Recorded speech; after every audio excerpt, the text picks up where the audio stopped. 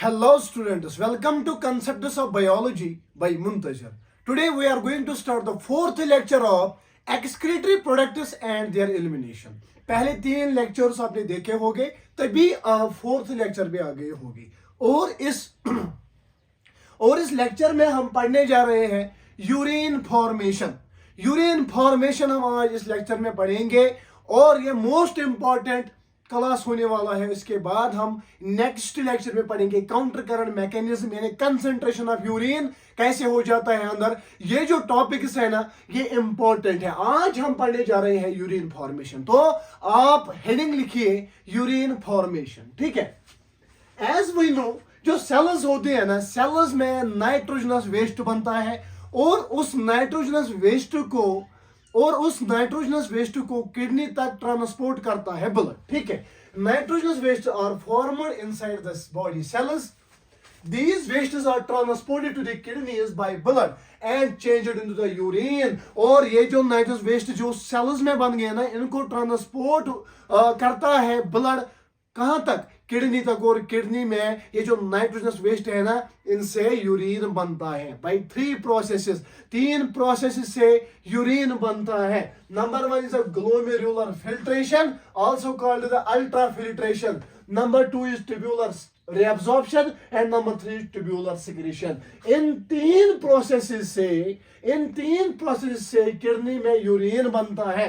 ये यूरिन किस चीज से बनता है सर? जो सेल्स में नाइट्रोजनस वेस्ट होता है, उस नाइट्रोजनस वेस्ट को ट्रांसपोर्ट करता है ब्लड टू द किडनीज, और किडनीज में उस नाइट्रोजनस वेस्ट से यूरिन बनता है by 3 processes. Number 1 glomerular filtration, number 2 tubular reabsorption and number 3 tubular secretion. और ये 3 प्रोसेसेस हम पढ़ेंगे। उसके बाद देखेंगे कौन सा कहां पे इंपॉर्टेंट पॉइंट बनता है और क्वेश्चन कहां से बनेगा, और ये कंसेप्ट भी आपका क्लियर हो जाएगा कि यूरिन फॉर्मेशन अंदर किडनी में कैसा होता है. तो पहले हम पढ़ेंगे ग्लोमेरुलर फिल्ट्रेशन. ग्लोमेरुलर फिल्ट्रेशन हम पहले पढ़ेंगे, तो लिखिए पहला process, that is glomerular filtration. एक second. Glomerular filtration, glomerular filtration, also called the ultrafiltration.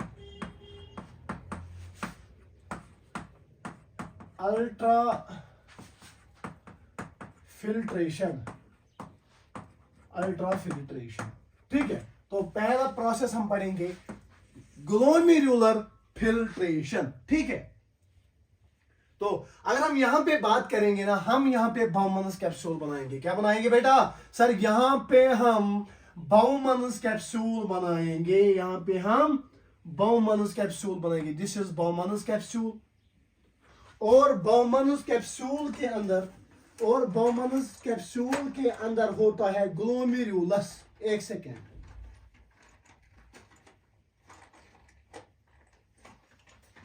इसके अंदर ग्लोमेरुलस होता है, ठीक है। इस बाउमन्स कैप्सूल के अंदर ग्लोमेरुलस होता है, एज वी नो, ठीक है। देखिए मैं ग्लोमेरुलस बनाऊंगा. Bowman's capsule and this is glomerulus. This is Bowman's capsule.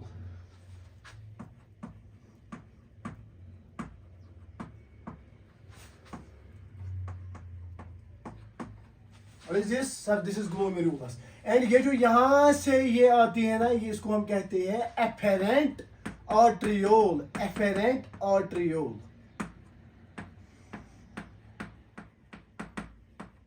And this is efferent arteriole.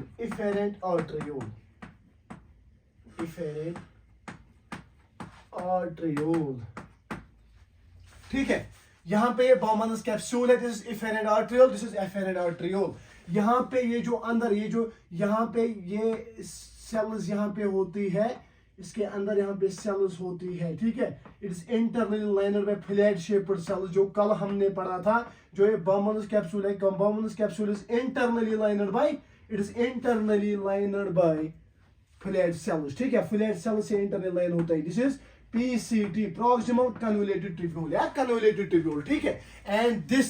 And this Bowman capsule is internally lined by flat cells formed of epithelial cells formed of flat cells, ठीक है. ये flat cells है अंदर.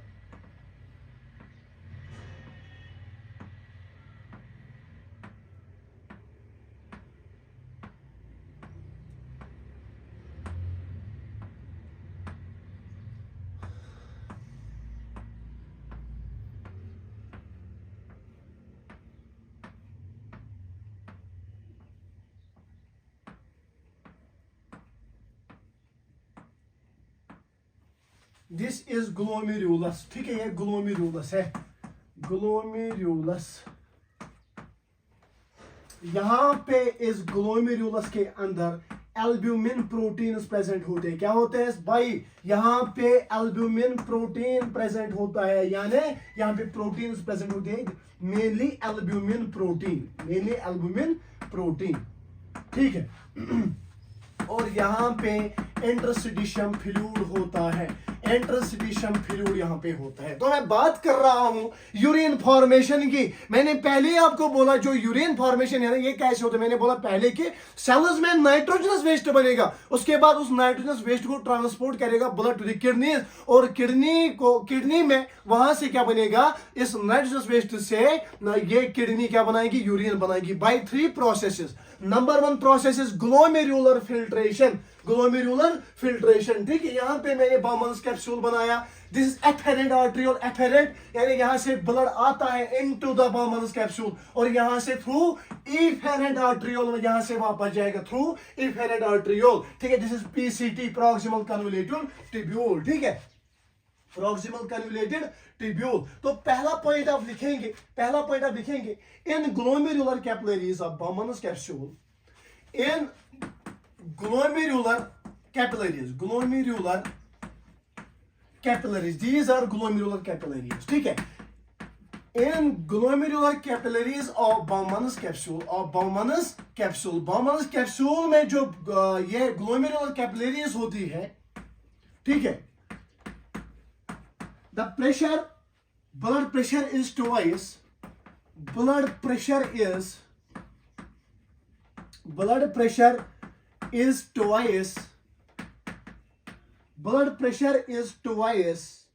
that in other capillary network.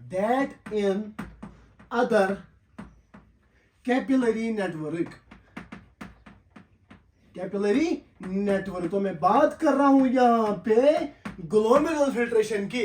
जो ये glomerular capillaries है ना, इनमें जो बाउमन्स कैप्सूल में ग्लोमेरुलर कैपिलरीज है, इनमें ब्लड का प्रेशर ट्वाइस होता है as to the other capillary network, because यहां पे इसलिए इन ग्लोमेरुलर कैपिलरीज में प्रेशर ज्यादा होता है, ट्वाइस होता है as compare to the other capillary network, क्योंकि यहां पे इफेरेंट आर्ट्रियोल जो है ना, ये क्या होती है, इसका ल्यूमेन नैरो होता है, ये नैरोर होता है as compare to the afferent arteriole, मैं बात कर रहा हूं इस ग्लोमेरुलर कैपिलरीज का. ये जो ग्लोमेरुलर कैपिलरीज है ना, इसमें ट्वाइस होता है blood pressure as to the other network of the capillaries of the body, क्योंकि यहाँ पे एफेरेंट आर्ट्रियोल जो होता है ना, ये इसका लिमिन या ये नैरो होता है as compare to the afferent arteriole. This is efferent arteriole, this is afferent arteriole, ठीक है. यहां तक आपको समझ आया, ठीक है. तो यहां पे ब्लड प्रेशर हाई है, ठीक है. और यहां पे अंदर फिर ग्लोमेरुलर फिल्ट्रेशन हो जाएगी. क्या यहां पे अंदर ग्लोमेरुलर फिल्ट्रेशन हो जाएगी. ग्लोमेरुलस में यहां से ब्लड आएगा और यहां से बाउमन्स कैप्सूल के कल मैंने आपको स्ट्रक्चर दिखाया. यहां पे अंदर पोरोसाइट्स होते हैं, उसमें स्लिट पोर्स होते हैं. इन कैपिलरी से क्या निकलेगा सर, इन कैपिलरी से यहां से ये बाउमन्स कैप्सूल में आएगा फिल्ट्रेट, और यहां से और फिल्ट्रेट निकलेगा, ठीक है. यहां से फिल्ट्रेट निकलेगा और उसको हम ग्लोमेरुलर फिल्ट्रेट कहते हैं. क्या कहते हैं? Glomerular filtration. ग्लोमेरुलर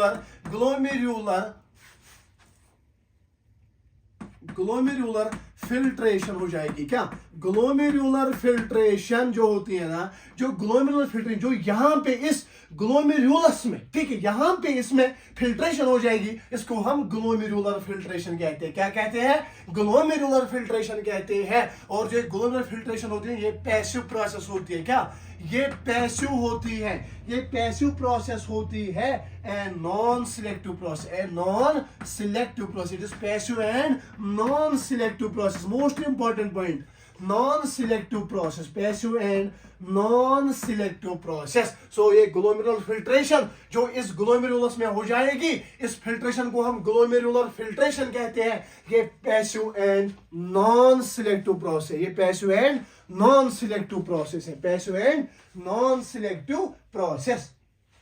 तो अब यहां पे आप लिखेंगे, ठीक है, अब यहां पे मैं डिक्टेट करूंगा, आप लिखेंगे। सो पहला पॉइंट यहां पे ये लिखना है आपको, blood enters in glomerulus at a hydrostatic pressure of 60 mm of Hg. Blood enters in the glomerulus at the hydrostatic pressure of 60 mm of Hg. 60 mm of Hg. तो पहला आप लिखोगे blood enters in glomerulus at the hydrostatic pressure of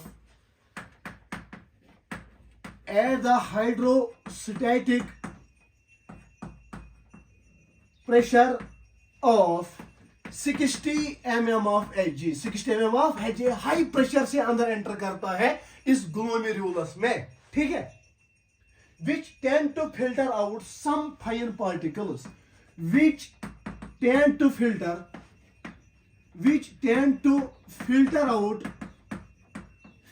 out some fine particles, some fine components,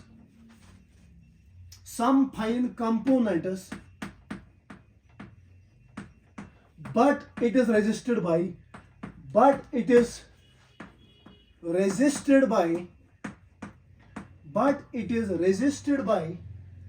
three pressures.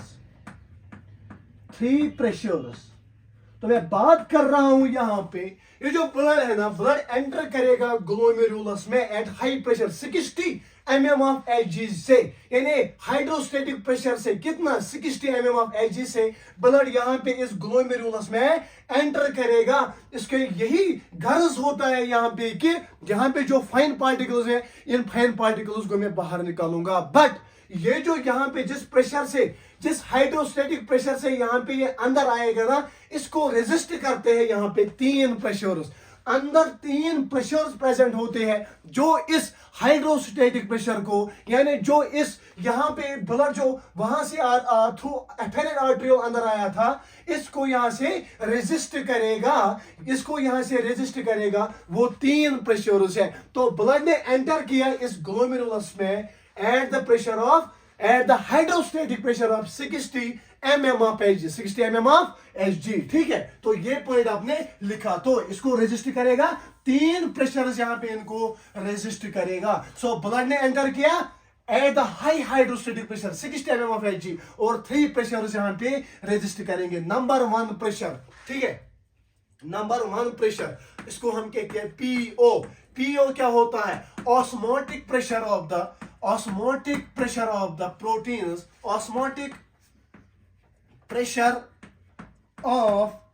proteins, osmotic pressure of proteins present, osmotic pressure of proteins, especially albumin protein,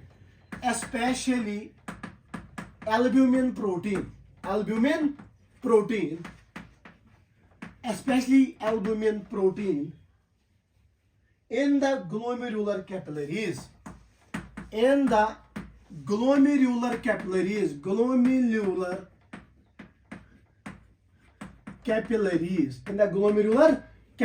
so PO जो होता है ना, यानी पहला मैं यह बात कर रहा हूं कि थ्रू एफेरेंट आर्टरियो ब्लड जो है ये 60 mm of Hg hydrostatic pressure से इस ग्लोमेरुलस में आ जाएगा और यहाँ पे इसका यही गर्ज होता है कि मैं फाइन पार्टिकल्स को बाहर निकालूं। बट ये जो हाइड्रोस्टैटिक प्रेशर, जिस प्रेशर से ब्लड अंदर आ गया ना, इसको रेजिस्ट करते हैं तीन pressure. Number one is PO, यानी osmotic pressure of the albumin protein. ये जो एल्बुमिन प्रोटीन है ना, इनका ऑस्मोटिक प्रेशर यहाँ पे स्पेशली एल्बुमिन प्रोटीन इसको रेजिस्ट करता है, इस हाइड्रोस्टैटिक प्रेशर को। ठीक है, इस हाइड्रोस्टैटिक प्रेशर को ये रेजिस्ट करता है, ये एल्बुमिन के प्रोटीन। ठीक है, ये कितना करते हैं रेजिस्ट? सर यहाँ पे अंदर ये प्रेशर होता है 30 mm ऑफ Hg। कितना? 30 mm of Hg, 30 mm of Hg, 30 mm of Hg से यहां पे इसको ये रेजिस्ट करेगा। ये कितना था? जो यहां से ब्लड आया, जो थ्रू एफरेंट आर्टरी इस ग्लोमेरुलस में ब्लड आ गया, वो था सर, वो था 60 mm ऑफ Hg। और पहला ऑस्मोटिक प्रेशर, ठीक, ऑफ एल्बुमिन प्रोटीन इसको रेजिस्ट करेगा सर, वो कितना होता है? 30 mm of Hg, 30 mm of Hg। Next क्या करेगा? यहां से दूसरा टाइप होता है, that is the renal tubules में जो प्रेशर होता है, hydrostatic pressure of the fluid present in the renal tubule, ठीक है। Hydrostatic pressure of the number 2, hydrostatic pressure of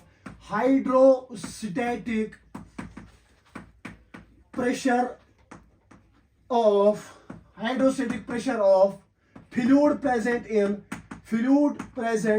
in renal tubules। जो renal tubules में, ठीक है, जो renal tubules में अंदर फ्लूइड प्रेजेंट होगा ना, ये भी इसको क्या करेगा सर? ये इसको रेजिस्ट करेगा। कितना करता है? इसको हम कहते हैं एक सेकंड, इसको हम बेटा कहते हैं PC। ठीक है, PC 10 mm ऑफ Hg होता है, PC होता है 10 mm ऑफ Hg। तो यहां से थ्रू एफरेंट आर्टरी ब्लड अंदर आता है ग्लोमेरुलस में, कितने प्रेशर से सर? कितने हाइड्रोस्टैटिक प्रेशर से? 60 mm Hg। और इसको रेजिस्टर करता है PO, osmotic pressure of the albumin protein. और ये कितना करता है इसको रेजिस्टर? 30 mm of Hg। उसके बाद number 2, hydrostatic pressure of the fluid, जो फ्लूइड प्रेजेंट होता है रेनल ट्यूब्यूल्स में, यहां पे हाइड्रोस्टैटिक प्रेशर इसका भी इसको रेजिस्ट करेगा। कितना करेगा सर? 10 mm ऑफ Hg करेगा, 10 mm ऑफ Hg करेगा। एंड नंबर 3 प्रेशर इसमें करेगा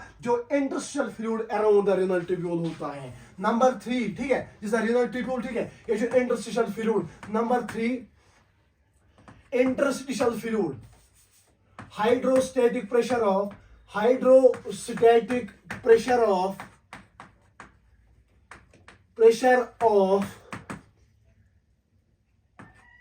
interstitial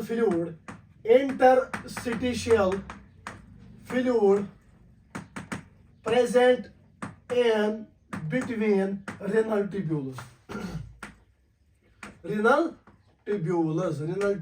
के दरमियान ये प्रेजेंट होता है। ठीक है, ये भी इसको रेजिस्ट करेगा, दैट इज PI। ये भी 10 mm ऑफ Hg होता है। PI is 10 mm of Hg, 10 mm of Hg। तो मैं बात कर रहा हूं ग्लोमेरुलर फिल्ट्रेशन की। ये जो अंदर इस ग्लोमेरुलस में, ठीक है, अंदर इस ग्लोमेरुलस में फिल्ट्रेशन हो जाएगी, इसको हम ग्लोमेरुलर फिल्ट्रेशन कहते हैं। ठीक है, पहला पॉइंट मैंने लिखा है यहां पे कि ब्लड एंटर करता है through afferent artery into the glomerulus at a hydrostatic pressure of 60 mm of Hg, जो बहुत प्रेशर होता है सबस्टेंस बाहर निकालने के लिए। ठीक है, और ये इसी घर से यहां पे अंदर आता है। बट यहां पे 3 प्रेशर्स अंदर होते हैं जो इसको रेजिस्ट करते हैं। Number 1 is the osmotic pressure of the albumin protein, जो इसको ये एल्बुमिन प्रोटीन का ऑस्मोटिक प्रेशर रेजिस्ट करता है, वो होता है 30 mm ऑफ Hg। नंबर 2, जो ये ट्यूब्यूल्स होती है, जो ट्यूब्यूल्स में फ्लूइड प्रेजेंट होते हैं, इन ट्यूब्यूल्स में जो फ्लूइड प्रेजेंट होता है, उस fluid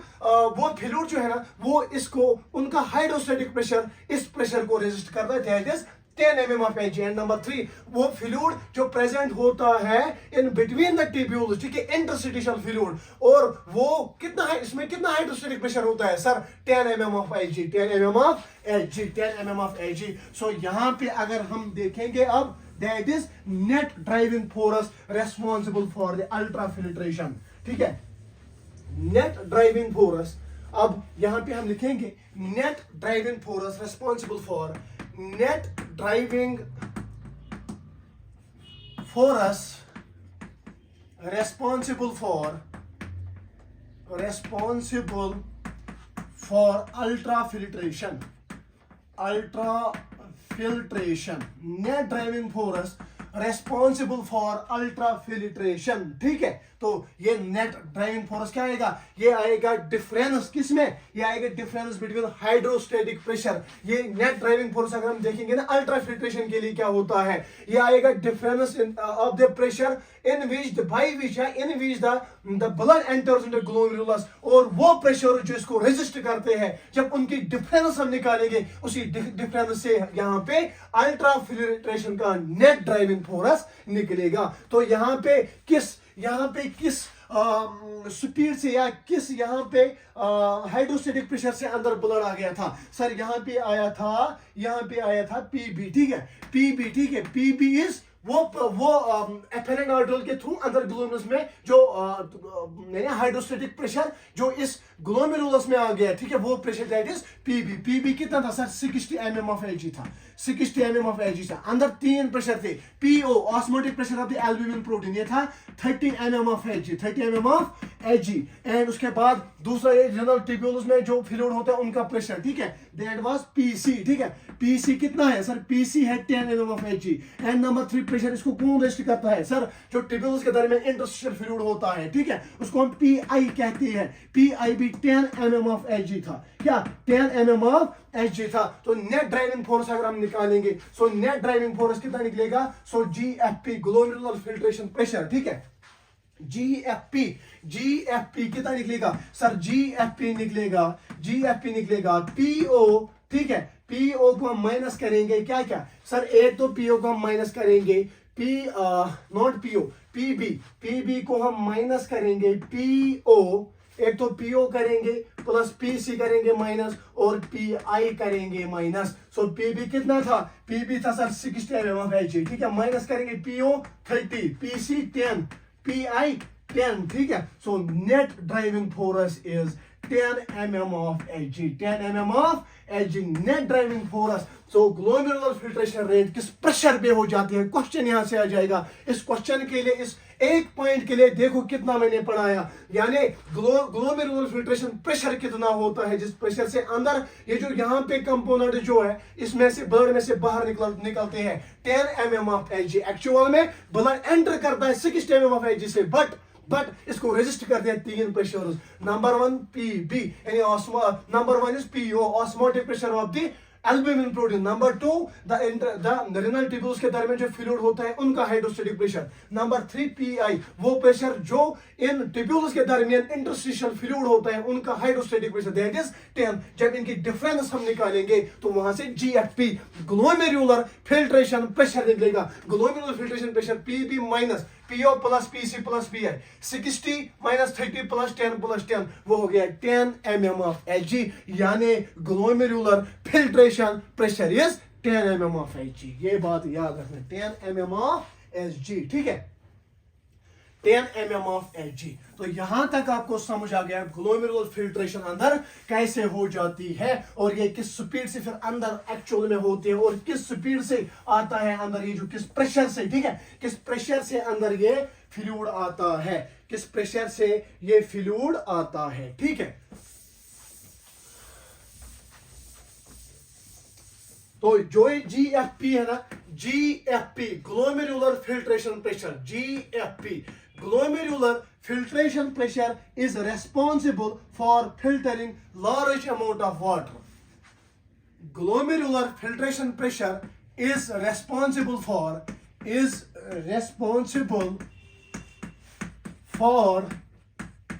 filtering out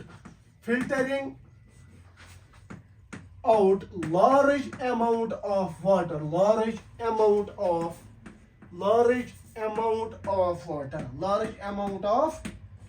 water, about 170 liters per day. About 170 liters per day. 170 litre एक दिन में ग्लोमेरुलर फिल्ट्रेशन प्रेशर. ठीक है, इसकी वजह से क्या होता है? फिल्टर होता है. फिल्टर होता है 170 litre per day. So glomerular filtration pressure 10 mm of H से होता है, ठीक है, is responsible for filtering out large amount of water. Large amount of water filter करता है दिन में कितना, 170 litres per day. 170 litres per day. Next point आप लिखेंगे, एक तो यहां से ये urea, uric acid, urea, uric acid, creatinine, ठीक है, creatinine. Number 4 ammonia salts K+, ठीक है, अमोनिया साल्टस K+, ठीक है, पोटेशियम आयंस. इनको ये फिल्टर्ड आउट करता है, बाहर निकालता है ब्लड से, फिल्टर्ड आउट, ठीक है, फिल्टर्ड आउट. क्या क्या, एक तो ये फिल्टर आउट करता है ग्लोमेरुलर फिल्ट्रेशन प्रेशर की वजह से, एक तो इससे ब्लड से निकलता है urea, uric acid, creatinine, ammonia salts K+, urea, uric acid, creatinine, ammonia salt K+, ठीक है. और blood कॉर्पस्कुलस.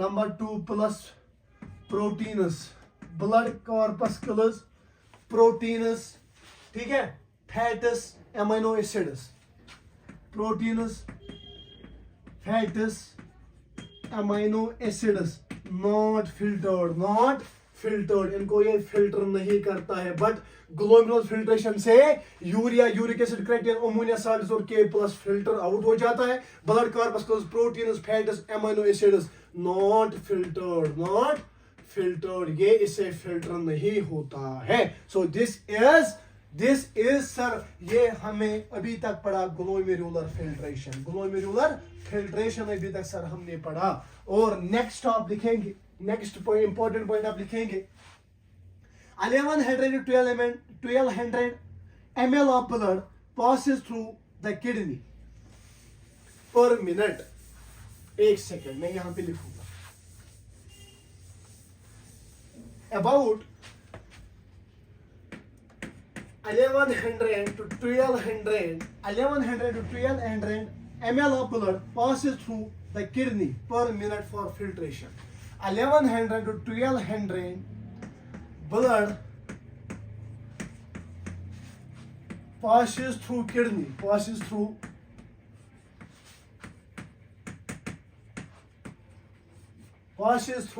kidney for filtration, passes through kidney per minute for filtration.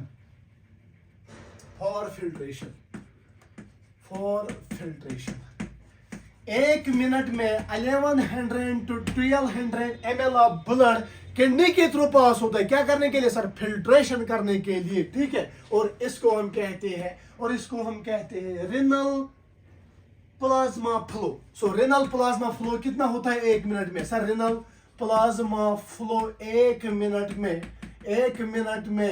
1100 to 1200 ml होता है. यानी 1100 to 1200 ml ऑफ ब्लड जो है ना, ये पास होता है कहाँ?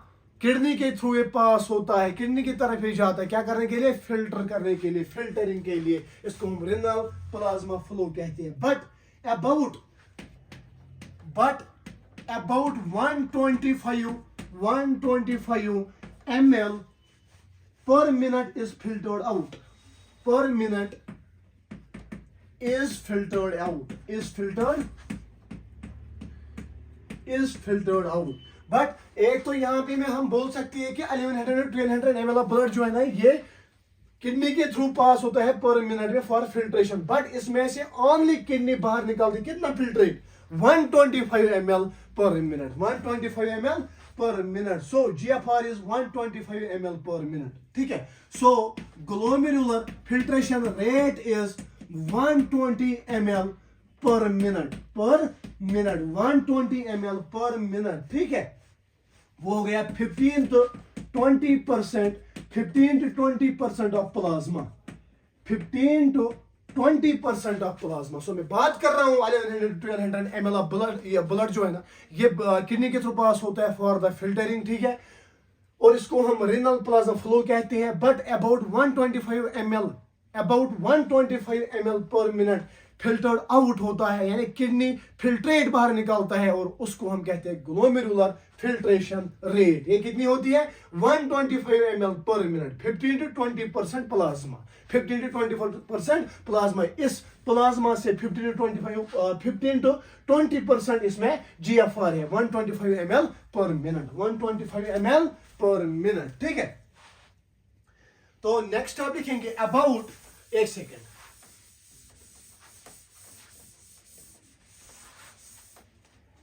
about 172 liters of nephritic filtrate is produced in a day. About 170 liters of nephritic filtrate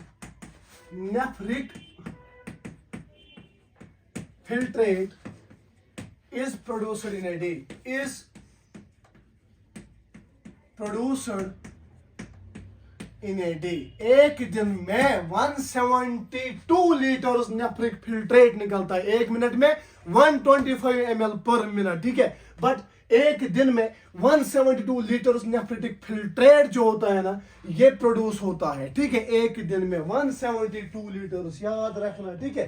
out, ठीक है, only 1.5 to 1.8 liters of urine is excreted out।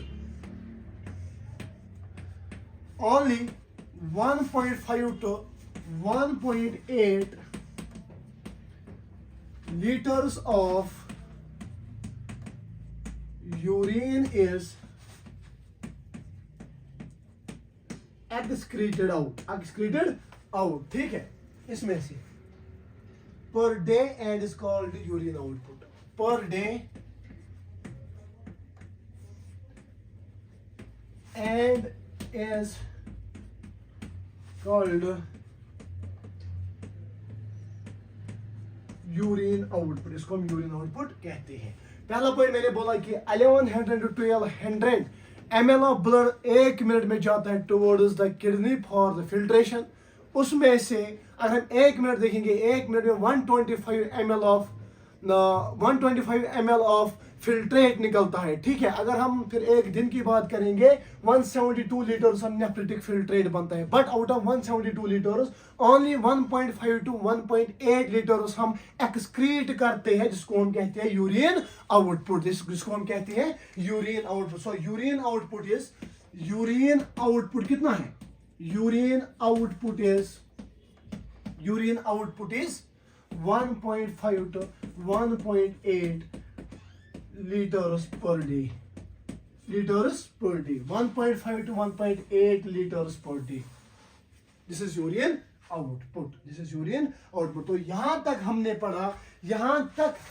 पढ़ा दैट इज ग्लोमेरुलर फिल्ट्रेशन, जो ग्लोमेरुलस में अंदर फिल्ट्रेशन होगी। और मैंने आपको बताया कि किस प्रेशर से, ठीक है, किस प्रेशर से हो जाता है, और किस प्रेशर से थ्रू एफेरेंट आर्टरियोल अंदर आता है ब्लड, और अंदर 3 ये ऐसे प्रेशर्स है जो इसको रेजिस्ट करते हैं, ठीक है। वो भी मैंने आपको समझे, एक मिनट में यहाँ पे कंक्लूड मैं करूंगा, ठीक है। मैंने बोला जो ये ग्लोमेरुलर फिल्ट्रेशन है ना, ये ग्लोमेरुलस में होती है। मैंने बोला एफेरेंट आर्टरियोल से 60 mm ऑफ Hg से ऑफ हाइड्रोस्टेटिक प्रेशर से अंदर ब्लड आता है, जो वो एक अच्छा खासा प्रेशर होता है, जिसकी वजह से वहां पे ही फिल्ट्रेशन होगी। बट अंदर 3 ऐसे प्रेशर्स होते हैं जो इसको रेजिस्ट करते हैं। नंबर 1 प्रेशर जो एल्ब्यूमिन प्रोटीन का ऑस्मोटिक प्रेशर होता है। नंबर 2 जो रिनल ट्यूब्यूल्स में जो फ्लूइड होता है उनका प्रेशर, ठीक है। नंबर 3 मैंने बोला जो रिनल ट्यूब्यूल्स के दरमियान जो इंटरस्टिशियल फ्लूइड होता है उनका प्रेशर, ठीक है। तो osmotic pressure of the proteins कितना था सर? वो था 30, ठीक है। उसके बाद ट्यूब्यूल्स का 10, उसके बाद इंटरस्टिशियल फ्लूइड का 10। तो ये रेजिस्ट करता है। 60 को जब हम माइनस करते हैं 50, तो यहाँ से ग्लोमेरुलर फिल्ट्रेशन रेट निकलती है, that is 10 mm of Hg से GFR है, ठीक है। उसके बाद मैंने बोला ये जनरल पॉइंट्स यहाँ पे बोले जो आपको जरूरी मेंशन करने हैं, क्योंकि यही से क्वेश्चन बनता है। ये यहाँ पे था ग्लोमेरुलर फिल्ट्रेशन, ठीक है, ये यहाँ पे था ग्लोमेरुलर फिल्ट्रेशन। अब नेक्स्ट हम दूसरी प्रोसेस लिखेंगे, that is tubular reabsorption, that is tubular reabsorption. अगर 172 लीटर्स यहाँ में नेफ्रिक फिल्ट्रेट निकला, बट हम तो एक्सक्रीट करते हैं ओनली कितना सर, यहाँ पे हम एक्सक्रीट करते हैं only 1.5 to 1.8 litres of urine per day, that is urine output. बाकी जो है ये हमारे ट्यूब्यूल्स रिएब्जॉर्ब करते हैं। क्या करते हैं? रिएब्जॉर्ब। तो हम नेक्स्ट प्रोसेस लिखेंगे, that is tubular reabsorption, that is tubular reabsorption. देखिए अब next process, that is tubular reabsorption.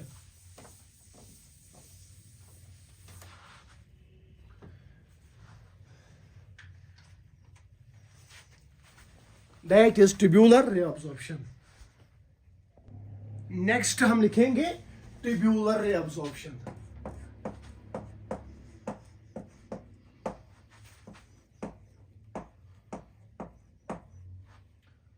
Reabsorption.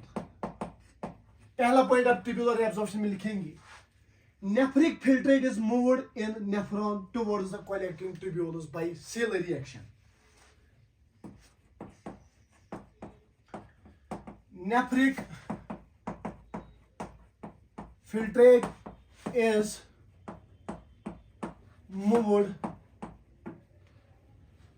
Nephric filter is moved towards the collecting tubules, collecting towards the collecting tubules through ciliary action, through ciliary। जो अंदर आप nephric filtrate निकला ना, ठीक है, nephric filtrate जो है ना थ्रू सिलरी एक्शन ये ट्यूब्यूल्स की तरफ मूव करेगा। कहां तक सर? ये ट्यूब्यूल्स की तरफ मूव करेगा through the ciliary action, through the ciliary action. तो इसने मूव किया, ठीक है, during its passage, during its passage, during its passage 99% of water, 99% of water, that is 168.5 liters, 168.5 liters whole glucose amino acids, most of the, ठीक है, whole glucose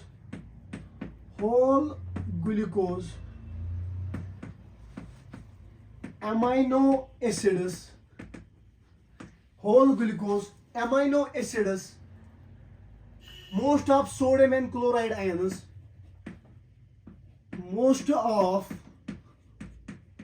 sodium and chloride, ठीक है, chloride ions, some urea and uric acid, some urea and uric acid is, some urea and uric acid is reabsorbed back into the blood capillaries, reabsorbed back into the blood capillaries, into the blood capillaries। सो मैं बात कर रहा हूं अब tubular reabsorption की। तो tubule जो होते हैं ना, ये नेफ्रेटिक फिल्ट्रेट जो है ना, ये पास हो जाएगा, ये आगे जाएगा किन में?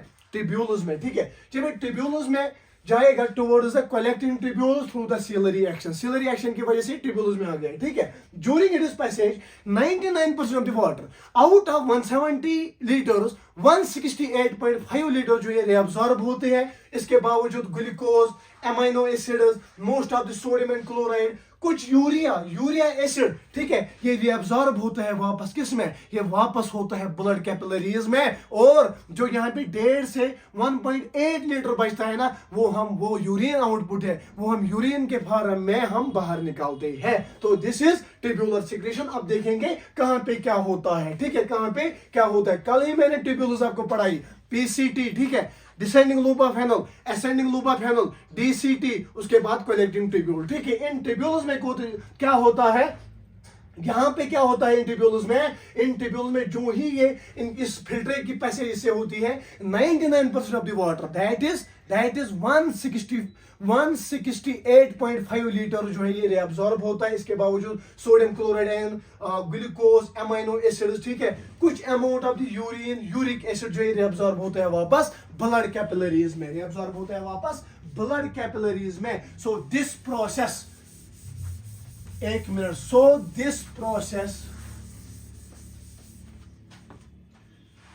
this process by which only useful substances are absorbed. The process by which only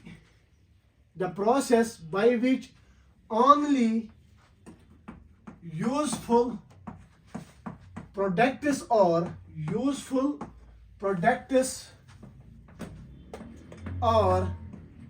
reabsorbed. Useful products are reabsorbed from the nephric filtrate in blood capillaries.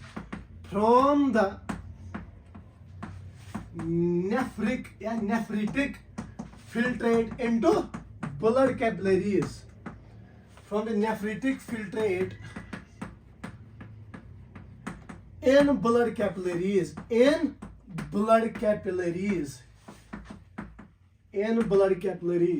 Is called tubular reabsorption.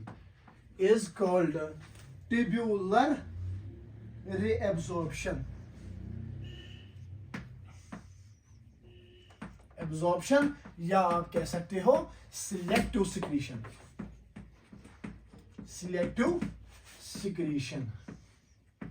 सो यहाँ पे वो प्रोसेस जिस process से only reabsorb हो जाएंगे useful products like the glucose, like the amino acids, like the sodium, potassium, कुछ amount of the urea, ठीक है, यूरिक एसिड, ठीक है, या 99% ऑफ द वाटर, ये यूजफुल प्रोडक्ट्स reabsorb होने, ठीक है, किससे, blood from the filtrate into the blood capillaries, उसको हम कहते हैं tubular रिएब्सॉर्प्शन.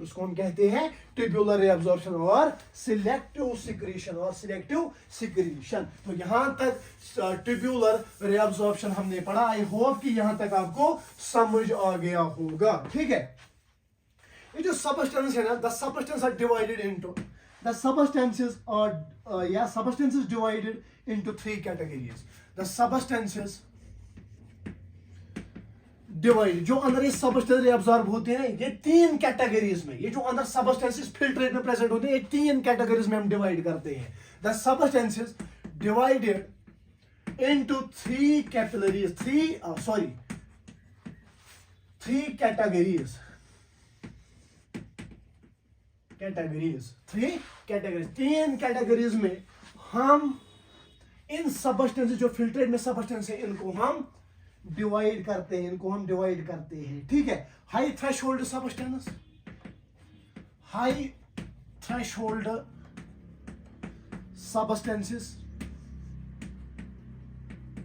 Low threshold substance, low threshold substance, and number 3 is non-threshold substance. Non-threshold substances. जो हाई थ्रेशोल्ड सबस्टेंस, वो सबस्टेंसेस होते हैं जो टोटली रिएब्सॉर्ब हो जाए, वो सबस्टेंस जो टोटली रिएब्सॉर्ब हो जाएगी फिल्ट्रेट से. ठीक है, टोटली रिएब्सॉर्ब. ठीक है. लो थ्रेशोल्ड सबस्टेंस जो होते हैं ना, ये टोटली नहीं होता है, पार्शियली रिएब्सॉर्ब, थोड़ा बहुत अमाउंट, ठीक है, कम amount, partially reabsorbed. And non selective substance कभी भी ये रिएब्सॉर्ब नहीं होते हैं. हाई थ्रेशोल्ड में कौन आएगा sir? Glucose, amino acid, water, sodium. Glucose, amino acids, sodium ions, ठीक है, वाटर. ठीक है, यहां पे यूरिया, यूरिक एसिड आएगा लो थ्रेशोल्ड में, यानी ये जो पार्शियली यहां पे रिएब्सॉर्ब, यूरिया और uric acid. Number 3 non threshold substance, creatinine होता है, हिप्यूरिक एसिड होता है. ठीक है, क्रेटिनिन ये कभी भी रिएब्सॉर्ब नहीं होता है. ठीक है, और यहां पे हिप्यूरिक एसिड आएगा, क्रेटिनिन एंड हिप्यूरिक एसिड, ये जो है ना ये नॉन थ्रेशोल्ड सब्सटेंसेस है। तो मैं ट्यूबुलर एब्जॉर्प्शन की बात कर रहा था। ट्यूबुलर एब्जॉर्प्शन जो फिल्ट्रेट है ये आगे पास हो जाएगा बाय द सीलरी एक्शन, और जो ही आगे पास हो जाएगा 99% of the water out of the 170 litres of the filtrate 168.5 रेब्सॉर्ब होते हैं। ग्लूकोज और अमीनो एसिड, सोडियम, वाटर जो है टोटली रेब्सॉर्ब होते हैं। इनको हम हाई थ्रेशोल्ड सब्सटेंस कहते हैं, ठीक है। यहाँ से यूरिया, यूरिक एसिड भी थोड़ा बहुत अमाउंट इसका रेब्सॉर्ब होता है, ठीक है। उनको हम लो थ्रेशोल्ड सब्सटेंस कहते हैं। और यहाँ पे क्रेटिनिन या हिप्यूरिक एसिड एटसेट्रा ये कभी भी रेब्सॉर्ब नहीं करते हैं ट्यूब्यूल्स, इनको हम नॉन थ्रेशोल्ड सब्सटेंसेस कहते हैं, नॉन थ्रेशोल्ड सब्सटेंसेस कहते हैं। वीडियो को पॉज कीजिए और ये लिखिए अपनी कॉपी पे, और ये लिखिए अपनी कॉपी पे, ठीक है।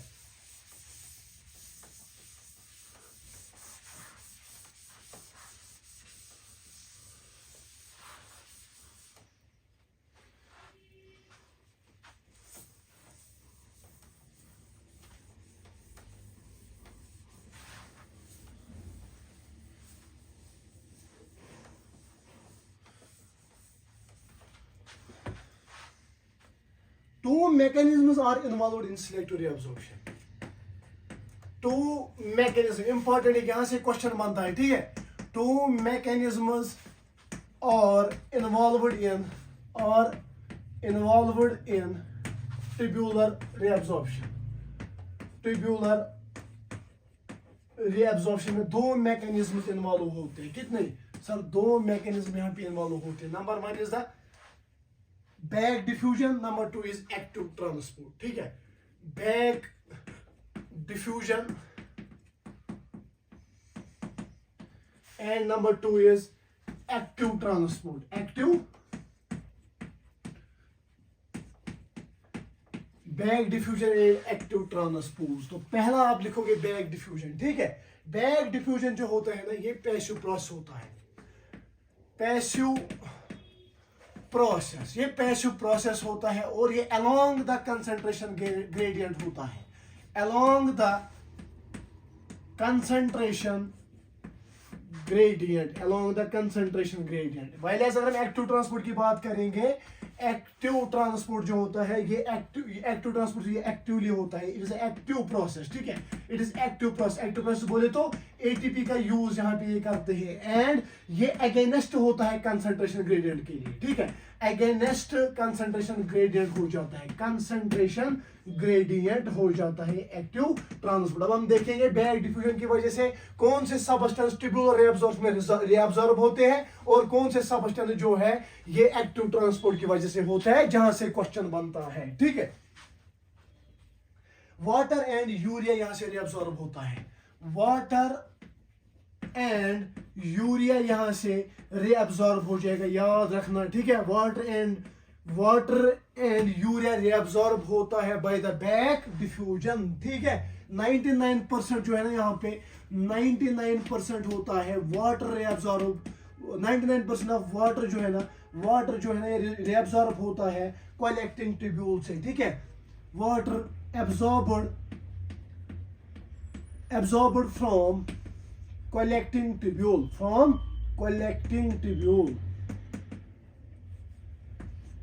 collecting tubule से, ठीक है। सीटी से, सीडी से, collecting tubule से ये 99% ऑफ वाटर यहाँ से बाय द बैक डिफ्यूजन यहाँ से एब्जॉर्ब होते हैं, और 5% descending loop of Henle and PCT. 5% descending loop of Henle and PCT। सो पहला पॉइंट मैंने बोला कि दो मैकेनिज्म से ये यहाँ पे चीजें रिएब्सॉर्ब होती है। Number one is the back diffusion, number two is the active transport. Back diffusion की अगर हम बात करेंगे ये पैसिव प्रोसेस होती है जो अलोंग द कंसंट्रेशन ग्रेडियंट होता है, और यहाँ से by the help of the back diffusion water and urea reabsorb होते हैं। 99% ऑफ द वाटर जो है ना ये रिएब्सॉर्ब होता है कलेक्टिंग ट्यूब्यूल से, याद रखना, और 5% डिसेंडिंग लूप ऑफ हेनल से एंड पीसीटी से 5% होता है reabsorb water and urea by the help of back diffusion, ठीक है। तो यहां पे हम पहले यही पढ़ेंगे, ठीक है। ये पॉइंट्स आपने लिखे होंगे। अब नेक्स्ट आप लिखेंगे इस बैक डिफ्यूजन में, ठीक है। That is quantity of water absorb, quantity of water reabsorb depends upon body requirement and environmental pressure. Depends upon body requirement, depends upon body requirement and environmental pressure.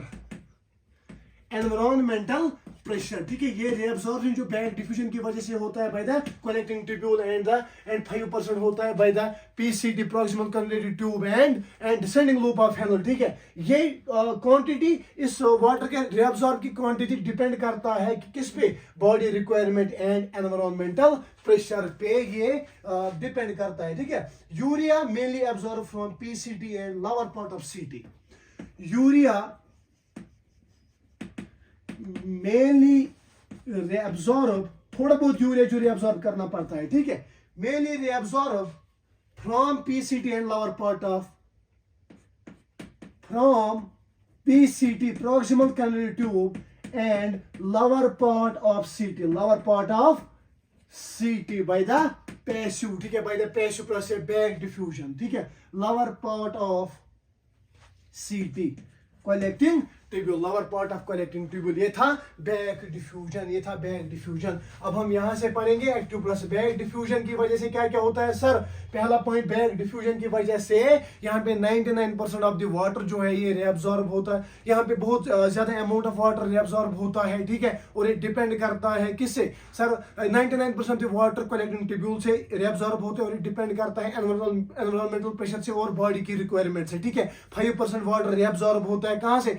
एक तो DCT से, ठीक है, एक तो डीसीटी से and number two descending loop of हैनल से, ठीक। उसके बाद मैंने बोला क्वांटिटी ऑफ वाटर ये डिपेंड करता है, ठीक है। यूरिया जो है ये भी पैसिव बैक डिफ्यूजन से, ये पैसिव प्रोसेस है, ठीक है। ये मेनली reabsorb होता है किससे? पीसीटी से, प्रॉक्सिमल कन्वेलेटिव ट्यूब से and lower part of CT से, lower part of collecting tubule से, lower part of collecting tubule से। ये था बैक डिफ्यूजन। अब हम यहां से पढ़ेंगे एक्टिव ट्रांसपोर्ट। एक्टिव ट्रांसपोर्ट यानी एक्टिवली क्या क्या यहां से ट्यूब्यूलर reabsorption में reabsorb होता है। एक्टिव प्रोसेस ये अगेंस्ट द कंसंट्रेशन ग्रेडियंट होता है। तो उसके बाद ये एनर्जी डिपेंडेंट होता है, फास्ट प्रोसेस होती है। Glucose, amino acid, sodium reabsorbed by active mechanism.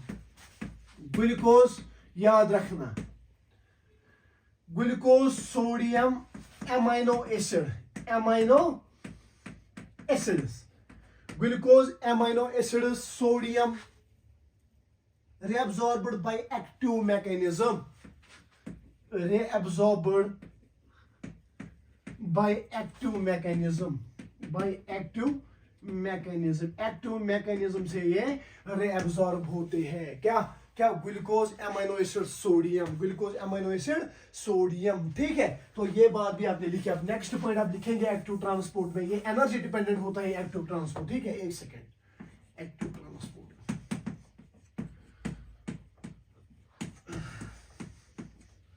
Active transport, ये भी आपने समझा कि glucose, amino acid, sodium ions ये एक्टिव ट्रांसपोर्ट से reabsorb होते हैं। किसे? एक्टिव ट्रांसपोर्ट, एक्टिवली होते हैं। अगर हम पीसीटी की बात करेंगे, पीसीटी जो होता है, पीसीटी प्रॉक्सिमल कन्वोल्यूटिव ट्यूब्यूल, ये एक्टिवली reabsorb करता है। क्या?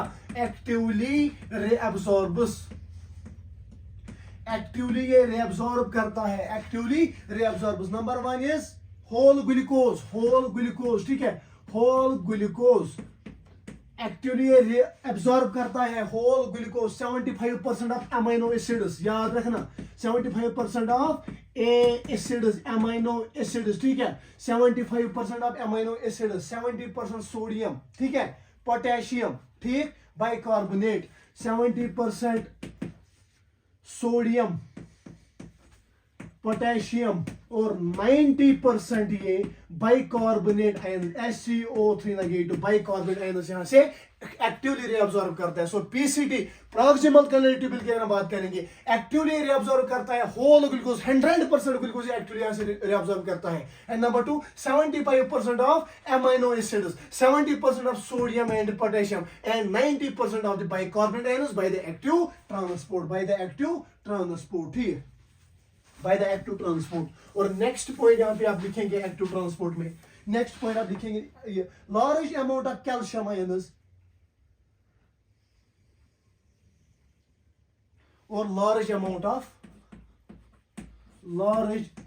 Of calcium ions, amount of calcium ions भी एक्टिव ट्रांसपोर्ट से क्या होता है सर, रेअब्सॉर्ब होता है by the help of PCT.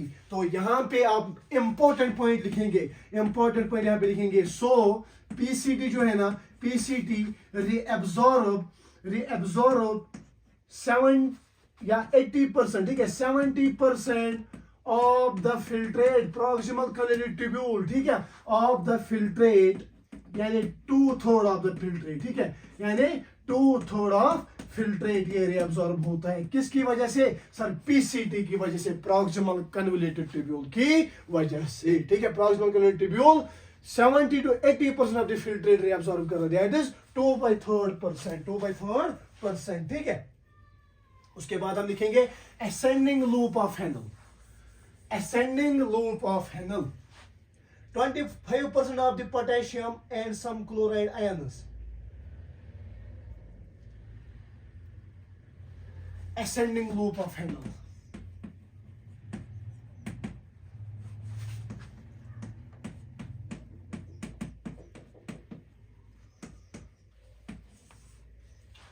%25 of Na+, sodium ions 25% actively transport होता है। कौन करता है सर, यहाँ पे ascending loop of Henle and some chlorine, ठीक है, potassium and chlorine ions actively transport होते हैं, एक्टिवली ट्रांसपोर्ट होते हैं। तो यहाँ पे हमने ट्यूब्यूलर रेअब्सॉर्प्शन भी देखा, ठीक है, ट्यूब्यूलर रेअब्सॉर्प्शन। आई होप कि एक एक पॉइंट आप कॉपी पे मेंशन करोगे और उसके बाद एनसीईआरटी पे जब जाओगे ना, एक एक कंसेप्ट आपका क्लियर होगा, ठीक है, क्योंकि यहाँ पे एक अच्छे तरीके से मैं पढ़ा रहा हूँ, ठीक। तो यहाँ तक था ट्यूब्यूलर रेअब्सॉर्प्शन, ठीक है, ट्यूब्यूलर रेअब्सॉर्प्शन है। अब नंबर 3 प्रोसेस, दैट इज, अब नंबर 3 प्रोसेस की अगर हम बात करेंगे, दैट इज ट्यूब्यूलर सिक्रीशन। अब ट्यूब्यूलर सिक्रीट करेंगे, ठीक है। अभी तो रेअब्सॉर्ब किया फिल्ट्रेट को, कितना सर, यहाँ पे फिल्ट्रेट में आउट ऑफ 170 लीटर्स 168.5 लीटर रेअब्सॉर्ब होती है बाय द ट्यूब्यूलर रेअब्सॉर्प्शन। यहाँ पे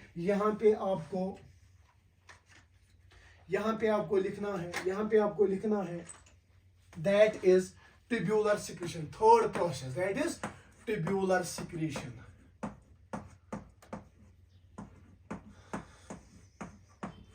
पहला पॉइंट आप ट्यूब्यूलर सिक्रीशन में लिखेंगे, पहला पॉइंट आप ट्यूब्यूलर सिक्रीशन में, highly selective process by which the glandular sales of nephron, ये हाईली सिलेक्टिवली प्रोसेस होता है, यानी सिलेक्टिव यहाँ पे कंपोनेंट्स बाहर निकालना पड़ता है, सिक्रीशन करनी पड़ती है।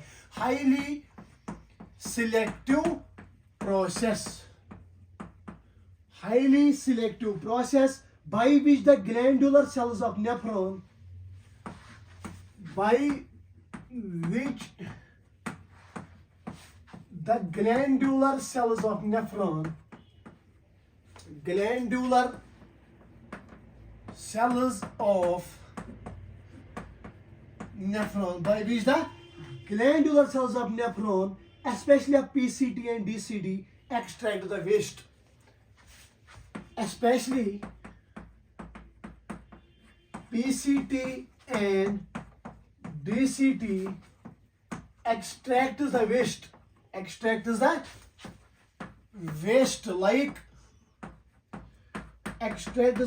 like number 1 uric acid, creatinine, hippuric acid, creatinine, hippuric acid, ठीक है, hippuric acid, urea, K plus ammonia, ठीक है, यूरिया तो मेन है, के प्लस और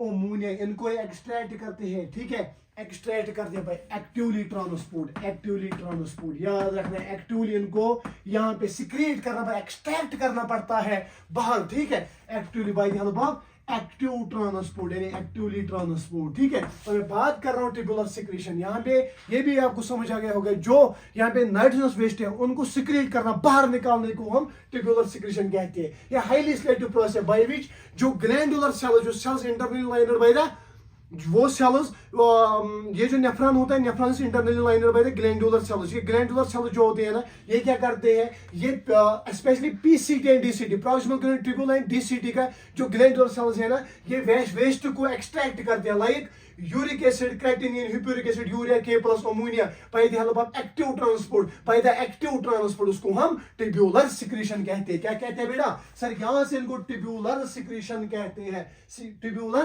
secretion कहते हैं। तो PCT आप पहले लिखेंगे, PCT आप पहले लिखेंगे, PCT proximal convoluted tubule से क्या secrete होता है, ये कंट्रोल करता है secretion of H plus, control secretion of एक तो H plus, number 2 NH3 ammonia, ठीक है, ammonia, creatine, hippuric acid, creatine, hippuric acid, creatine, hippuric acid, ठीक है, हिप्यूरिक एसिड एंड ड्रग्स, ठीक है, एंड ड्रग्स, कुछ ड्रग्स, ठीक है। ये जो पीसीटी होता है कंट्रोल करता है secretion of H plus NH3, यानी बाहर निकलता है H plus NH3, creatine, hippuric acid and drugs. अगर हम डीसीटी की बात करेंगे, डिस्टल कन्युलेटेड ट्यूब, ये क्या सिक्रेट करता है, K प्लस एलिमिनेशन, पहले आप लिखेंगे K प्लस एलिमिनेशन, एक तो ये करेगा पोटेशियम माइनस की एलिमिनेशन, और सिक्रेट करेगा क्या, secrets number 1 is K plus, ये सिक्रेट करेगा, एंड नंबर 2 H प्लस, ठीक है, H प्लस ये सिक्रेट करता है, number 3 NH4 bye the active process याद रखना, ठीक है, NH4 प्लस SCO3 नेगेटिव, कुछ बाइकार्बोनेट आयन उसको ये सिक्रेट करेगा, किसमें, nephritic bye the help of nephritic filtrate, bye the help of nephritic filtrate, by the या इन द नेफ्रिटिक फिल्ट्रेट में इसको ये क्या करेगा सर, नेफ्रिटिक फिल्ट्रेट में इसको सिक्रेट करेगा। कौन PCT and DCT, tubular secretion की मैं बात कर रहा हूँ। ट्यूबुलर सिक्रेशन मैंने बोला कि जो पीसीटी और डीसीटी के अंदर, जो इस बाउमन्स कैप्सूल के अंदर पीसीटी और डीसीटी में सेल्स होते हैं, उनको ग्लैंडुलर सेल्स कहते हैं, वो सिक्रेट, वो एलिमिनेशन, वो एक्सट्रैक्ट करते हैं वेस्ट, ठीक है, और डालते हैं फिल्ट्रेट में, ठीक है, जो बाहर निकालते हैं इस फिल्ट्रेट से, बाहर निकाले जो यूरिन के फॉर्म में फिर बाहर निकालते हैं। एक तो PCT and DCT, PCT control करता है secretion H plus NH3, creatine, hippuric acid and drugs, DCT K plus elimination, secretes K plus H plus NH4 ions, ठीक है, SCO3 negative bicarbonate in the filtrate, in the nephritic filtrate इसको secrete करता है by active transport. तो यहां तक ये जो ट्यूबुलर सिक्रेशन है ना, इसकी फंक्शन आप लिखेंगे, एक ही फंक्शन लिखनी है, ठीक है, ट्यूबुलर सिक्रेशन लिखे, ट्यूबुलर सिक्रेशन की फंक्शन, ट्यूबुलर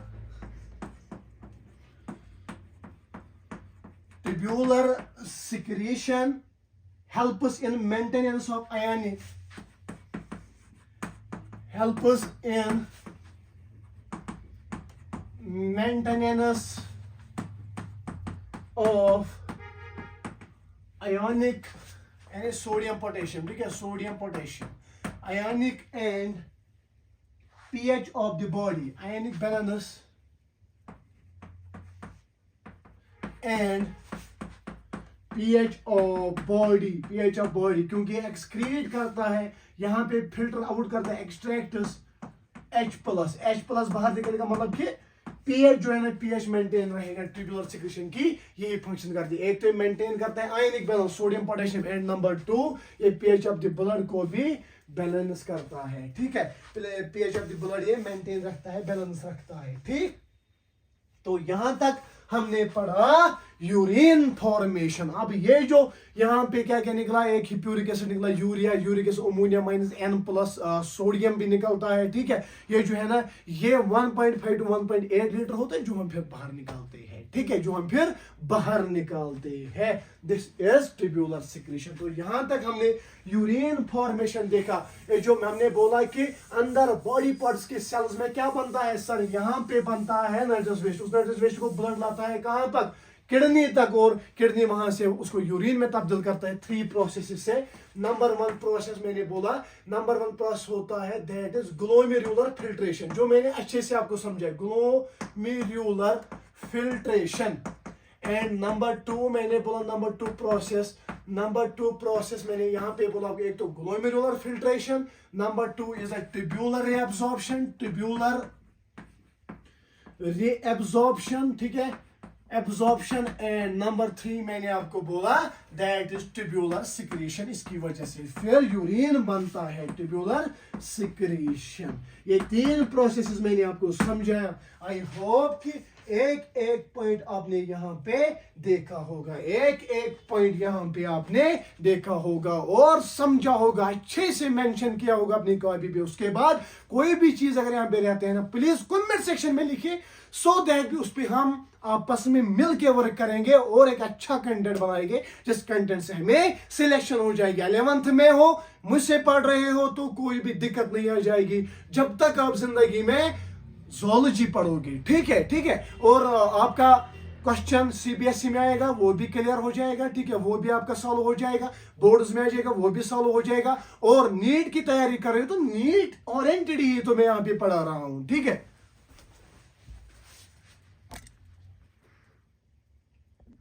अब यहाँ पे आप ये डायग्राम देखो, इसमें यहाँ पे this is glomerulus, this is Bowman's capsule, glomerulus plus Bowman's capsule is called Malpighian body. This is PCT, ठीक है, प्रॉक्सिमल कलरी ट्यूब। यहाँ से प्रॉक्सिमल कलरी ट्यूब में रिअब्सॉर्ब होता है एक तो bicarbonate ions, water, nutrients and के प्लस, सिक्रीट होता है H प्लस एंड NH3, ठीक है, यहाँ से सिक्रीट होता है H प्लस एंड NH3, ठीक है। उसके बाद डिसेंडिंग लूप ऑफ हेनल, ठीक है, यहाँ से वाटर यहाँ से रिअब्सॉर्ब होता है। एसेंडिंग लूप ऑफ हेनल, ठीक है, ascending loop of Henle is impermeable to the water but permeable to the NaCl, यहाँ से NaCl रिअब्सॉर्ब होता है। और यहाँ पे this is the thin segment of the ascending loop of Henle, this is thick segment of the ascending loop of Henle. This is distal cannulary tube, distal cannulary tube में secrete होता है H plus और K plus, H plus and K plus secrete होता है, NaCl water and HCO3 negative यहाँ पे रिअब्सॉर्ब होता है। और ये जो कलेक्टिंग डक्ट का लोअर पार्ट है ना, यहाँ से सबसे ज्यादा वाटर रिअब्सॉर्ब होता है, ठीक है, वाटर रिअब्सॉर्ब होता है। एंड कुछ यहाँ से रिअब्सॉर्ब होता है यूरिया भी, ठीक है। ये था अभी तक हमने यूरियन फॉर्मेशन पढ़ा, और यूरियन फॉर्मेशन में हमने यहाँ पे पढ़ा 3 processes. Number 1 is the glomerular filtration, जो यहाँ पे होते हैं, ठीक है, दिस इज ग्लोमेरुलर फिल्ट्रेशन, यहाँ पे ग्लोमेरुलस में होती है, ठीक है, ग्लोमेरुलस में होती है। उसके बाद मैंने बोला यहाँ पे ट्यूब्यूलर रिअब्सॉर्प्शन होती है, दिस इज ट्यूब्यूलर रिअब्सॉर्प्शन। उसके बाद tubular secretion, this is tubular secretion, ठीक है, ट्यूब्यूलर सिक्रीशन, ठीक, यहाँ से ट्यूब्यूलर सिक्रीशन है, ठीक, this is tubular secretion. And यहाँ तक हमने यूरिन फॉर्मेशन पढ़ा, और इससे हर साल एक क्वेश्चन बना है, ठीक है, बना है, और इससे एक क्वेश्चन इस साल भी बन सकता है। और आई होप के बहुत ही आसान क्वेश्चन आता है वहां पे, ठीक है। यहाँ पे कंसेप्ट को समझना है, कंसेप्ट के बाद खुद ही आपको स्ट्राइक हो जाएगा क्वेश्चन, ठीक है। अगर मेरा वीडियो आपको पसंद आया होगा तो प्लीज लाइक द वीडियो और अपने दोस्तों के साथ शेयर करिए, सो दैट कि मैं भी आगे बढ़ूं, आप भी आगे बढ़ेंगे। और किसी भी वीडियो से किसी भी वजह से आपको मेरा वीडियो अच्छा लगा तो प्लीज सब्सक्राइब माई चैनल, ठीक है, मुझे बोलना भी नहीं आता है सब्सक्राइब। सो प्लीज जो भी बच्चे भी देख रहे हैं ना, ये शेयर कीजिए और सब्सक्राइब कीजिए मेरे चैनल को। Thank you so much.